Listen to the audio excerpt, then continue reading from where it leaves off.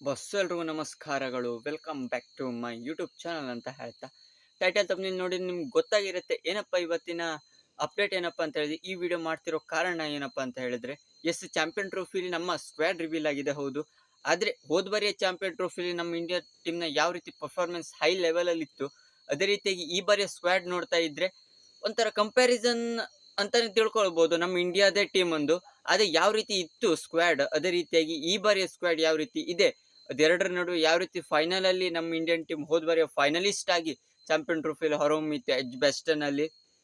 ಕೊನೆಯಲ್ಲಂತೂ ಪಾಕಿಸ್ತಾನ್ ಜೊತೆಗಂತೂ ಸೋಲ್ತು, ಅದು ಬೇರೆ ವಿಷಯ. ಯಾವ ರೀತಿ ಸೋಲ್ತು ಅದೇ ರೀತಿಯಾಗಿ ಈ ಬಾರಿ ಯಾವ ರೀತಿ ಒಂಥರ ಮೆಚೂರ್ ಟೀಮ್ ಆಗಿ ಹೊರ ಹೊಮ್ತಾ ಇದೆ ನಮ್ಮ ಇಂಡಿಯನ್ ಟೀಮ್ ಅನ್ನೋದನ್ನ ನಾನು ನಿಮ್ಗೆ ಈ ವಿಡಿಯೋದಲ್ಲಿ ಸಂಪೂರ್ಣವಾಗಿ ತಿಳಿಸ್ಕೊಡ್ತೇನೆ.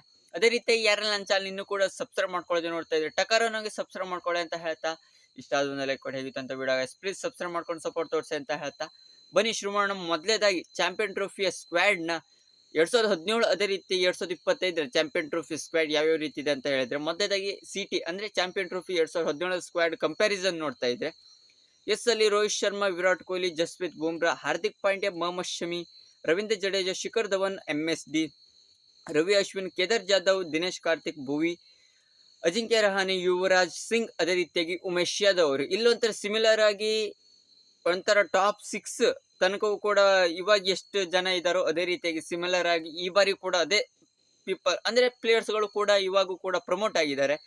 ಆದ್ರೆ ಈ ಬಾರಿಯ ಸಿಟಿ 2025 ಅಂದ್ರೆ ಈ ಬಾರಿಯ ಸಿಟಿ ಸ್ಕ್ವಾಡ್ ಯಾವ ರೀತಿ ಇದೆ ಅಂತ ಹೇಳಿದ್ರೆ, ರೋಹಿತ್, ವಿರಾಟ್, ಜಸ್ಪ್ರೀತ್, ಹಾರ್ದಿಕ್, ಮೊಹಮ್ಮದ್ ಶಮಿ, ರವಿ ಜಡೇಜಾ, ಶುಭನ್ ಗಿಲ್, ಯಶಸ್ವಿ, ಶ್ರೇಯಸ್, KL, ರಿಷಬ್, ಅಕ್ಷರ್, ವಾಶಿ, ಕುಲ್ದೀಪ್, ಹರ್ಷದೀಪ್ ಸಿಂಗ್. ಒಂಥರ ಇಲ್ಲಿ ರೋಹಿತ್, ವಿರಾಟ್, ಜಸ್ಪ್ರೀತ್, ಹಾರ್ದಿಕ್, ಮೊಹಮ್ಮದ್ ಶಮಿ, ಅದೇ ರೀತಿಯಾಗಿ ರವೀಂದ್ರ ಜಡೇಜಾ ತನಕ ಟಾಪ್ 6 ನಮ್ಮ ಇಂಡಿಯಾದು ಒಂಥರ ಈ ಬಾರಿ ಕೂಡ ಸಿಮಿಲರ್ ಆಗಿದೆ ಆ ಪ್ಲೇಯರ್ಸ್ ಗಳದ್ದು. ಇದೆರಡು ಕಂಪ್ಯಾರಿಸನ್ ಮಾಡ್ತಾ ಇದೆ ಯಾವ ರೀತಿ 2017ರಲ್ಲಿ ನಮ್ಮ ಇಂಡಿಯನ್ ಟೀಮ್ ಫೈನಲ್ ತನಕ ಕೂಡ ರೋಹಿತ್ ಅದೇ ರೀತಿ ವಿರಾಟ್ ಅವರ ಒಂಥರ ಬೆಸ್ಟ್ ಬ್ಯಾಟಿಂಗ್ ಲೈನಪ್ ಇಂದ ನಮ್ಮ ಇಂಡಿಯನ್ ಟೀಮ್ ಫೈನಲ್ ನತ್ತ ಹೋಯ್ತು ಚಾಂಪಿಯನ್ ಟ್ರೋಫಿಲಿ. ಅಲ್ಲಿ ಪಾಕಿಸ್ತಾನ್ ಯಾವ ರೀತಿ ನಮ್ಮ ಇಂಡಿಯನ್ ಟೀಮ್ ನ ಡಾಮಿನೇಟ್ ನ ಮಾಡ್ಬಿಡ್ತು ನಮ್ಮ ಇಂಡಿಯನ್ ಟೀಮ್ ಮೇಲೆ.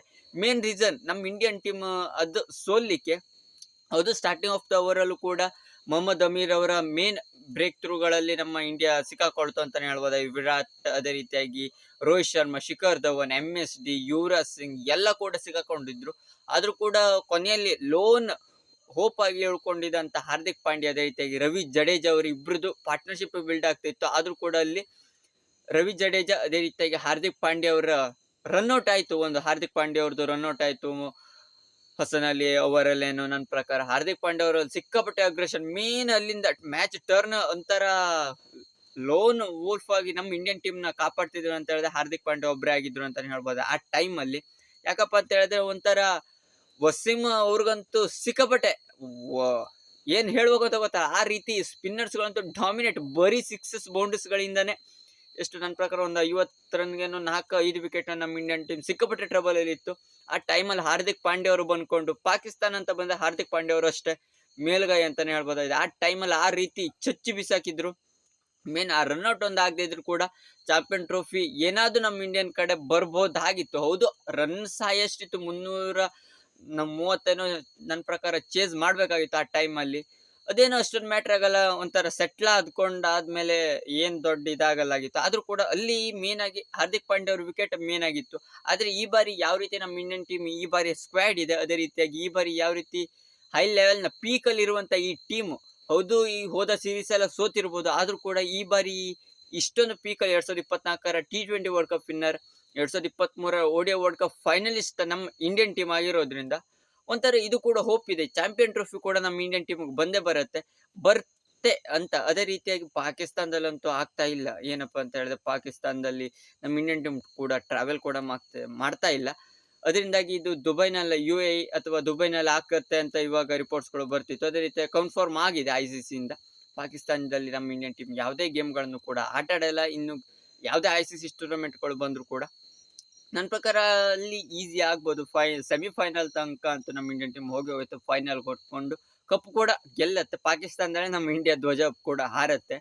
ಇದೆಲ್ಲ ಕೂಡ ಹೌದು, ಆದ್ರೂ ಕೂಡ ಚಾಂಪಿಯನ್ ಟ್ರೋಫಿ ಅಂತ ಬಂದ ಕೊನೆಯಲ್ಲಿ ನಮ್ಮ ಇಂಡಿಯನ್ ಟೀಮ್ ಇಡುವುದು ಹೆಚ್ಚು.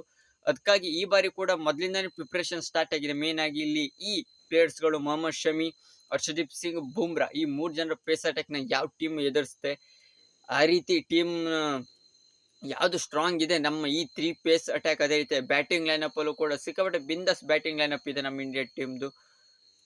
ಟಾಪ್ 6 ಅಂತೂ ಹೆವಿ ಇದೆ.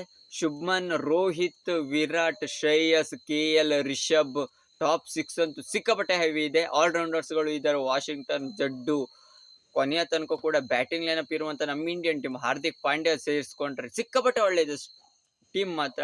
ಆದ್ರೆ ಆ ಬಾರಿಯ ಸೇಡನ್ನ ಮಾತ್ರ ಈ ಬಾರಿ ಪಾಕಿಸ್ತಾನ ಜೊತೆ ತೀರಿಸ್ಕೊಳ್ಳುತ್ತೆ ಅಂತ ನನ್ನ ಪ್ರಕಾರ ಅನಿಸುತ್ತೆ. ನಿಮ್ಗೇನ್ ಅನ್ಸುತ್ತೆ ಅನ್ನೋದನ್ನ ಕಮೆಂಟ್ ಮೂಲಕ ತಿಳಿಸಿ ಅಂತ ಹೇಳ್ತಾ, ನಿಮ್ಗೆ ವಿಡಿಯೋ ಇಷ್ಟ ಲೈಕ್ ಶೇರ್ ಕಮೆಂಟ್ ಮಾಡಿ. ಇನ್ನು ಹೆಚ್ಚಿನ ಇನ್ಫಾರ್ಮೇಶನ್ ಕಂಟೆಂಟ್ ಚಾನಲ್ಗೊಂದು ಪ್ಲೀಸ್ ಸಬ್ಸ್ಕ್ರೈಬ್ ಮಾಡ್ಕೊಳ್ಳಿ ಗೈಸ್ ಅಂತ ಹೇಳ್ತಾ ಸಿಗೋಣ ಮುಂದಿನ ವಿಡಿಯೋದಲ್ಲಿ.